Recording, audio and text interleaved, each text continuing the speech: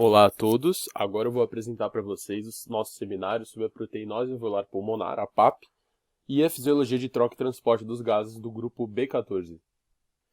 Começando com o nosso relato de caso, a gente tem um homem que tem 42 anos, ele trabalha como instalador de drywall e tem uma carga tabágica de 25 maços ano, que é uma carga tabágica já considerada relevante. Ele teve a queixa de tosse não produtiva progressiva de dispneia durante sua primeira internação, na qual ele foi tratado com vancomicina, ceftriaxona e prednisona. Teve melhora, obteve uma alta com a prescrição de um corticosteroide, 60 mg por dia, com a suplementação adicional de oxigênio nasal de 2 litros por minuto. Logo após a alta hospitalar, ele apresentou uma piora progressiva dos sintomas, na qual ele desenvolveu uma necessidade de recorrer ao sistema de saúde, apresentando hipoxemia e uma perda não intencional de 11 quilos, que já é uma perda ponderal importante, durante a segunda internação. Nessa segunda internação, ele apresentou no seu exame físico uma franca insuficiência respiratória, que a gente pode ver pelo aumento da frequência respiratória, por uma diminuição da saturação da pressão parcial de oxigênio, e uma utilização da musculatura ventilatória acessória visível, como por exemplo a retração de fúrcula e o batimento de asa de nariz. Além disso, feita uma tomografia, ficou visível a opacidade em vidro fosco de ambos os pulmões, a qual eu vou explicar mais para frente com detalhes. Além disso, com a segunda internação ele teve uma piora que levou o paciente a ser admitido na UTI, na qual ele teve a terapia de alto fluxo de oxigênio de 35 litros por minuto, que é muito mais elevada do que aqueles 2 litros que ele já teve, associado com tratamento antibacteriano com vancomicina, cefepimina e o levofloxacina. Ele apresentou piora e também teve que ser entubado posteriormente. Bom, aqui nós podemos ver as tomografias, né? Uma única tomografia do paciente, são diferentes cortes. Aqui um corte um pouquinho mais alto perto do ápice do pulmão do paciente e aqui um corte um pouquinho mais baixo, mais ou menos na altura aqui da escápula, um pouco mais baixo. A gente consegue ver que o pulmão, que era para estar com um aspecto totalmente diferente, preenchido com ar, a gente diz preto, né, que tem a luz, ele está preenchido por uma substância que deixa ele parecido como se fosse um vidro fosco, que é o termo radiológico utilizado. Então esse era o aspecto do pulmão do paciente durante a admissão. Bom, então esse aspecto de vidro fosco era visto bilateralmente e não somente em uma só tomografia, foram feitas tomografias seriadas e elas evidenciaram a persistência desse espessamento em vidro fosco que não melhorava mesmo com o tratamento. A partir disso foi realizada uma biópsia em cunha do tecido pulmonar e o histopatológico nos mostrou uma abundância de material proteico intraveolular, que já dá uma dica sobre o diagnóstico. Esse material foi corado com PAS, né, o ácido periódico Schiff, e foi feito o diagnóstico de proteinose alveolar pulmonar. A partir disso foram feitas 3 sucessivas lavagens broncoalveolares para retirar todo esse material lipoproteico degradado dentro do espaço intraalveolar, juntamente com o tratamento de 250 microgramas por dia do fator estimulante de colônia monócito granulócito subcutâneo, o que promove uma liberação lenta e continuada, e aí o paciente já apresentou melhora e alta do serviço de saúde. Agora falando um pouco sobre a doença que o paciente apresentou, que é a PAP, proteinose alveolar pulmonar, ela tem 3 etiologias. Ela pode ser hereditária, pode ser secundária ou pode ser autoimune. Na etiologia hereditária, ela ocorre devido a mutações em diversos lugares, seja essa mutação na própria proteína surfactante, ou no receptor para esse fator estimulante de colônia, ou na proteína ABCA3, que é uma proteína que eles falam que é como se fosse um cassete, né, um canal, que depende de 2 ATPs de cada lado para internalizar o surfactante numa espécie de vesícula chamada corpo lamelar, que eu vou explicar um pouco mais pra frente qual que é a função dela. Então, mutações, de um modo geral, constituem a etiologia hereditária. Quanto à etiologia secundária, que é muito provavelmente a etiologia que o nosso paciente apresentou, ela ocorre devido a uma disfunção do macrófago alveolar, que fica lá circundando no espaço alveolar, e esse macrófago é responsável pela reciclagem do surfactante. E ele pode ficar com a sua função degradada devido à inalação de tóxicos, imunossupressão e câncer. Então, tudo aquilo que diminui a atividade do macrófago pode levar a uma etiologia da proteinose secundária. Quanto à etiologia autoimune, ela ocorre devido à formação de anticorpos anti o fator estimulante de colônia, que eu vou explicar mais pra frente como que ele funciona e por que ele é tão importante nesse contexto de reciclagem e produção do material surfactante. Bom, agora explicando sobre o fator estimulante de colônia granulócito monócito, ele é um fator estimulante, como o próprio nome sugere, que ele vai atuar, na sua maioria, nos macrófagos e células do sistema imune do corpo inteiro. mas em especial nos macrófagos associados ao sistema respiratório lá nos alvéolos. E qual que é a função desses macrófagos? Eles estão intimamente relacionados com a homeostase do surfactante. A gente tem que lembrar que o surfactante é muito importante para garantir a estrutura alveolar de troca e, consequentemente, toda a fisiologia homeostática da respiração, da ventilação e da respiração. Então vamos falar um pouco do surfactante. O surfactante é composto das proteínas surfactantes B e C e fosfolipídios. Então é importante notar que o material surfactante, além de ser majoritariamente proteico, ele tem uma parte de fosfolipídio sim. E os macrófagos estão relacionados com o catabolismo, transporte, de um modo geral, a reciclagem desses restos lipoproteicos desse material surfactante. Então, de um modo sintético, de um modo geral, a gente pode sintetizar o que acontece no ambiente alveolar quando esse macrófago precisa atuar na reciclagem do surfactante. Como eu contei para vocês, o surfactante é composto da proteína surfactante B e da C, junto de fosfolipídios. E aí ele é internalizado no corpo lamelar por meio do ABCA3, esses dois risquinhos aqui, que é um tipo de canal, é uma proteína que parece com um canal que depende de 2 ATPs para funcionar e internalizar tudo isso. Quando ela internaliza tudo isso nesse corpo lamelar, a gente tem a produção do surfactante. Esse corpo lamelar ele se desloca para a membrana celular, na qual ele se funde devido à internalização de cálcio, é uma fusão de vesícula, liberando o surfactante. Importante lembrar que quem faz essa produção e liberação do surfactante é o pneumócito do tipo 2. Então ele está relacionado com a produção do surfactante. Quando esse material é degradado, enfim, ele precisa ser reciclado, ele é reciclado pelo macrófago, que tem a sua atividade estimulada pelo fator estimulante de colônia, que apresenta um receptor. E aí, dada essa homeostase de produção e reciclagem do surfactante, o que pode dar de errado nesse ciclo, levando à proteinose?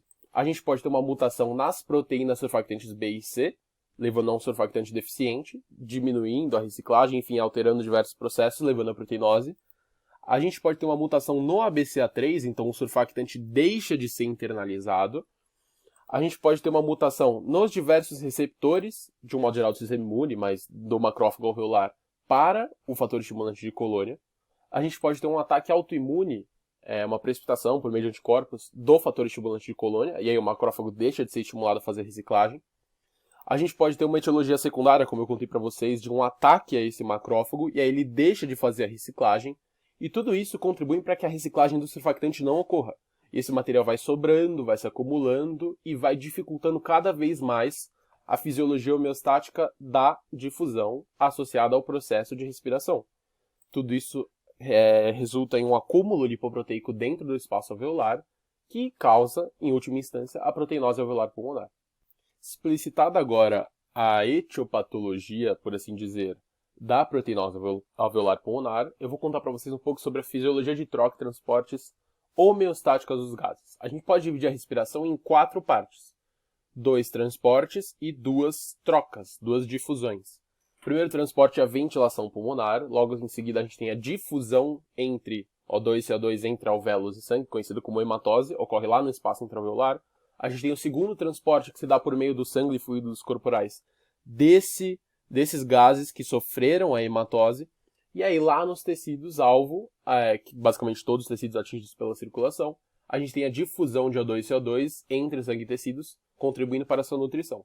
O foco para a proteinose é a difusão entre O2 e CO2, entre alvéolos e sangue, que é a hematose, que é o que fica prejudicado na proteinose alveolar pulmonar. Bom, dado que o foco para a proteinose é a hematose, que é o que está deficitário, vou contar para vocês como que funciona a difusão, essa troca na hematose. A difusão é um processo passivo, como a gente bem sabe, acontece a favor de um gradiente de concentração, na qual um movimento aleatório de moléculas em todas as direções procura equilibrar as concentrações de 2 meios. Então, nesse caso, ele vai ocorrer através da membrana respiratória, equilibrando as concentrações de ar alveolar e sangue majoritariamente venoso que chega nesse espaço. Importante lembrar que a membrana respiratória é constituída de um líquido que reveste o espaço intraalveolar, contém o surfactante. Aí a gente tem o epitélio alveolar, a membrana basal epitelial, o espaço intersticial entre o epitélio alveolar e o endotélio capilar, tendo também a membrana basal do capilar e o endotélio capilar. Então tudo isso tem que ser muito fino e muito eficiente para garantir que a difusão ocorra de um modo adequado. Só lembrando também que, como eu já contei para vocês, o surfactante ele tem a função de diminuir a tensão superficial dessa fina camada aquosa que fica na membrana respiratória, evitando o colabamento do espaço intraalveolar, além de garantir a integridade estrutural e auxiliar na difusão. Importante lembrar também que a difusão tem uma série de fatores que contribuem para que ela ocorra, e o sentido da difusão depende da diferença de pressão parcial do gás analisado nos dois compartimentos. Influenciando a difusão, então, nós temos todos esses fatores que contribuem para que ela ocorra. De um modo geral, a gente tem a diferença de pressão parcial dando o sentido da difusão, contribuindo também para a sua intensidade. Quanto maior a diferença, com mais vigor, por assim dizer, os gases passam de um meio para o outro. A gente tem a área disponível para a troca, então seria a área interna de todo esse espaço intraalveolar aqui, que é por onde os gases podem passar. A solubilidade dos gases, quanto maior a solubilidade, com mais facilidade eles passam. Tudo isso diretamente proporcional à difusão. Inversamente proporcional à difusão, a gente tem a espessura, esse Dzinho aqui, esse espaço, a espessura da membrana que separa os dois meios, então quanto maior a espessura, mais difícil é o gás passar, e a massa molecular do gás. A gente entende que quanto maior a massa molecular do gás, mais difícil é a sua passagem de um meio para o outro. E isso é importante lembrar também que a gente está analisando dentro de um organismo de um ser humano. Então a gente assume isso como uma temperatura constante. Mas se a temperatura não fosse constante, ela também influenciaria no processo de difusão. Bom, apresentando aqui algumas noções de valores, a gente consegue perceber que para valores pré-difusão, por assim dizer, a gente tem que o ar alveolar chega com uma quantidade elevada da pressão parcial do gás oxigênio e relativamente diminuída do gás carbônico. O sangue chega majoritariamente venoso, com uma quantidade elevada, maior que a do ar alveolar de gás carbônico e relativamente diminuída do O2. Após a difusão, esses valores tendem a se igualar, e aí o ar alveolar passa a assumir os valores do sangue venoso e o sangue passa a assumir os valores do ar alveolar, se tornando assim um sangue arterial. Portanto, com uma maior quantidade de gás oxigênio apresentando a pressão parcial e uma quantidade relativamente diminuída da pressão parcial do gás carbônico. Importante lembrar que, embora a diferença do gás carbônico do ar alveolar para o sangue seja de apenas 5 milímetros de mercúrio, a sua troca é extremamente eficiente e útil para a homeostasia do nosso organismo, porque a solubilidade do gás carbônico é muito mais elevada que a solubilidade do gás oxigênio, dadas as condições do espaço intraalveolar e de todos os fatores que afetam a difusão.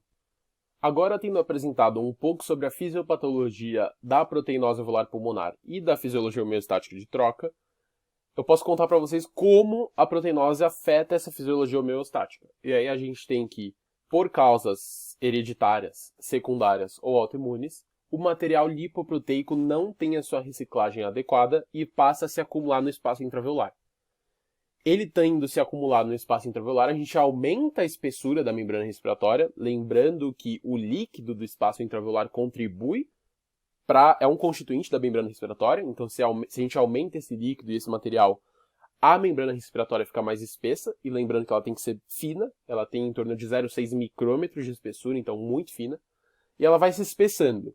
E esse espessamento, devido ao acúmulo do material lipoproteico, que era outrora o surfactante, ele vai causar uma opacidade vista na tomografia, porque o alvéolo era para ter só uma fina camada de líquido, e esse material vai se acumulando e vai deixando o pulmão opaco e com menos espaço para troca. E aí a gente tem esse aspecto em vidro fosco, que é o termo radiológico, na tomografia. Então, por causa desse aumento de espessura e também da diminuição da eficiência do surfactante em garantir a difusão, a gente tem um aumento da resistência à difusão dos gases, diminuindo assim a sua eficiência. E aí qual que é a consequência disso? O paciente que apresentar a proteinose, o indivíduo, vai apresentar uma insuficiência respiratória, que a gente observa por diversos sinais clínicos, seja por utilização de musculatura acessória, retração de fúrcula, batimento de asa de nariz, assim como os próprios sinais vitais, com uma taquipneia, um aumento da frequência respiratória, então mais incursões por minuto, e uma diminuição da saturação da pressão parcial de oxigênio. E isso aqui é muito perigoso, dado que o nosso organismo precisa de uma homeostasia importante para garantir que todo o processo de ventilação e respiração ocorra, nutrindo assim os tecidos. Dado o perigo que essa insuficiência respiratória apresenta para o nosso organismo, como que a gente pode pensar em tratar a proteinose alveolar pulmonar? Já que o problema é o acúmulo de material lipoproteico porque a reciclagem do surfactante não está acontecendo, o que pode ser feito? Podem ser realizadas lavagens broncoalveolares que removem todo esse material lipoproteico do espaço intraalveolar e ela apresenta uma boa melhora em 60% dos pacientes. 30% responde de modo neutro e apenas 10% apresenta algum tipo de efeito adverso e resistência a esse processo. O problema dessa lavagem é que ela tem que ser feita de tempos em tempos e não oferece um tratamento contínuo e muitas vezes acessível. Em resposta a isso, pode ser dada de modo subcutâneo, como foi dado para o nosso paciente, o fator estimulante de colônia granulócito monócito, que vai lenta e continuadamente liberando esse fator estimulante para os macrófagos alveolares, aumentando assim a sua atividade, promovendo uma maior reciclagem do surfactante, diminuindo esse acúmulo. E aí a gente veria melhora na tomografia, diminuindo a opacidade e o espessamento, e, em última instância, uma melhora da insuficiência respiratória, com um alívio, um maior conforto proporcionado para esses pacientes. Essas são nossas referências bibliográficas. Gostaria de agradecer a todos e até a próxima.